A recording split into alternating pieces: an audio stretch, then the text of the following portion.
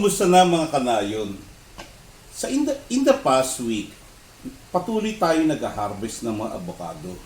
Pero pinag-aaralan natin kung ano nga ba ang variety ng mga avocado na ito dahil ang objective natin malaman kung kailan ba talaga ang right timing ng pagbubukas ng isang avocado.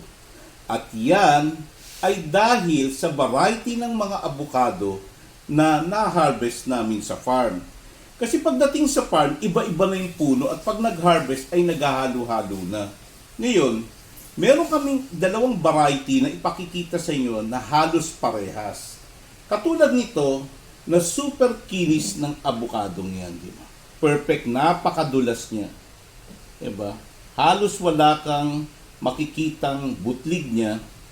Pero meron din namang isang abukado na makinis din, pero may roughness ng konti na tulad nito. Diba? Nakikita mo yung roughness niya. Pero hindi naman siya talaga very rough.